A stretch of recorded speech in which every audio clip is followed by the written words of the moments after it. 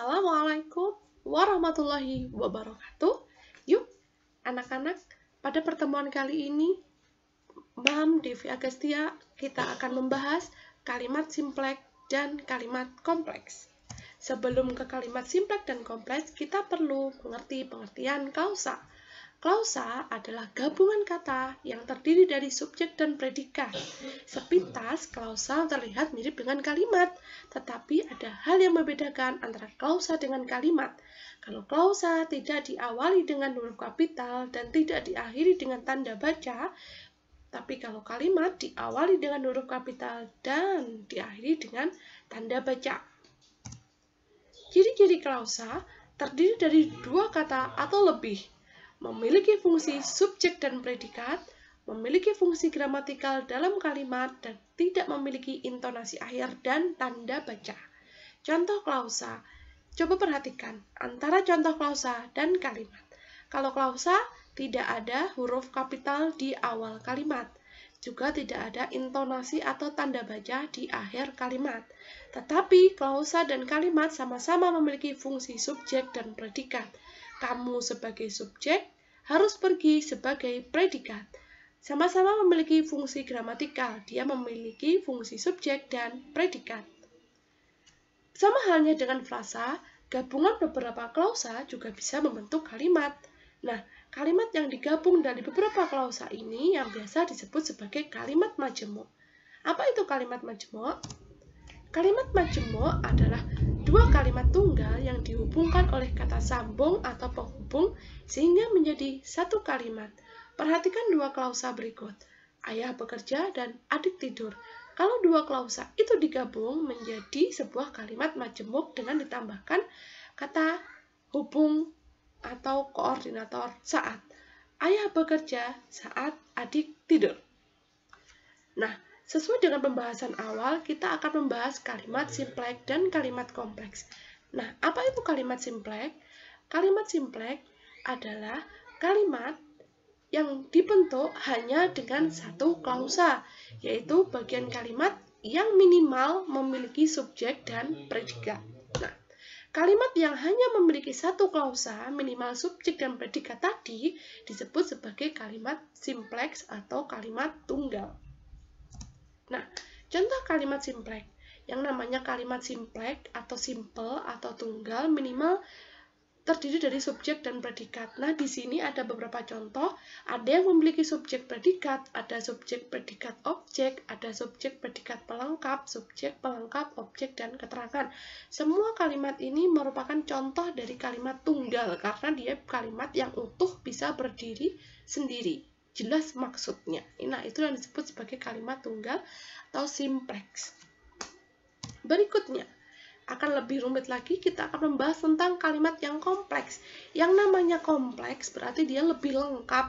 Artinya, dia memiliki dua atau lebih klausa. Jadi, misalnya, klausa 1, ayah bekerja. Klausa 2, adik tidur. Nah, dari dua klausa ini akan digabung menjadi suatu kalimat kompleks dengan menambahkan dengan kata hubung sehingga menjadi kalimat yang lengkap atau biasa juga disebut kalimat majemuk menjadi ayah bekerja saat adik tidur. Nah, perlu diingat kalimat kompleks dibagi menjadi dua. Ada kalimat kompleks atau majemuk setara, ada juga kalimat majemuk bertingkat. Kalimat majemuk setara dikatakan sebagai setara karena pada bagian ini kalimat atau klausa di dalamnya memiliki kedudukan yang sama, yaitu sama-sama memiliki kedudukan sebagai induk kalimat atau klausa atasan atau biasa disebut klausa bebas. Misalnya, ayah bekerja saat adik tidur. Ayah bekerja, induk kalimat. Saat koordinatif, adik tidur, induk kalimat. Jadi kedudukan induk kalimat dan induk kalimat itu setara, tidak memiliki kedudukan yang berbeda. Semuanya memiliki kedudukan induk kalimat. Kalimat majemuk setara biasanya ditandai dengan penggunaan konjungsi koordinatif atau setara, seperti dan, saat, tetapi, dan lain sebagainya. Kalimat majemuk bertingkat Kalimat majemuk bertingkat dikatakan bertingkat karena dia memiliki dua fungsi utama yang berbeda. Yang satu, dia berfungsi sebagai induk kalimat atau klausa atasan atau klausa bebas. Yang satu berfungsi sebagai anak kalimat atau klausa bawahan atau klausa terikat. Nah, dikatakan induk kalimat apabila dia bisa berdiri sendiri atau dia kalimatnya klausanya bebas. Tetapi yang namanya anak kalimat atau klausa terikat atau klausa bawahan berarti dia terikat atau membentuk suatu tingkat yang ditandai dengan penggunaan subordinatif seperti jika, andaikan, namun, tetapi, dan lain-lain. Perhatikan contoh kalimat majemuk bertingkat berikut. Ada yang namanya induk kalimat, ada yang namanya anak kalimat. Inilah yang dikatakan bertingkat atau memiliki kedudukan yang berbeda karena ada satu sisi dia menjadi induk kalimat, ada satu sisi dia menjadi anak kalimat. Dikatakan menjadi induk kalimat apabila dia bisa menjadi kalimat tunggal. Dikatakan menjadi anak kalimat apabila diikuti oleh konjungsi subordinatif di depannya.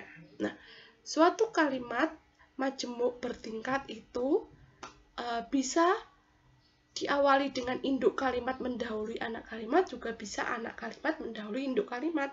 Dan kebetulan di sini contohnya induk kalimat mendahului anak kalimat. Kesimpulan, yang namanya kalimat tunggal atau kalimat simpleks yaitu kalimat yang berisi penjelasan secara utuh, artinya kalimat itu utuh, tidak perlu adanya penambahan kata hubung di belakangnya. Sedangkan kalimat majemuk setara atau kalimat kompleks, di situ disebutkan bahwa kalimat ini memiliki dua kedudukan yang setara, yaitu sama-sama memiliki kedudukan induk kalimat dan anak kalimat, dan ditandai dengan koordinatif di tengahnya. Sedangkan kalimat majemuk bertingkat memiliki dua fungsi yang berbeda, ada yang berfungsi sebagai anak kalimat, ada yang berfungsi sebagai induk kalimat. Kadang-kadang kita temui anak kalimat mendahului induk kalimat seperti contoh ini. Kadang juga kita menemui induk kalimat mendahului anak kalimat. Kalau yang namanya majemuk bertingkat, pasti ada anak kalimat, ada induk kalimat. Ada klausa bebas, ada klausa terikat. Dengan ditandai dengan subordinator. Kalau kalimat majemuk setara ditandai dengan koordinator. Nah, semoga dengan penjelasan singkat ini bisa dipahami. Kalau tidak paham, silahkan bertanya atau silahkan membaca di buku paket yang sudah Mam atau Ibu bagikan. Silahkan dicermati, baca, dan pahami baik-baik materinya. Terima kasih atas perhatiannya. Wassalamualaikum warahmatullahi wabarakatuh. Sampai jumpa lagi.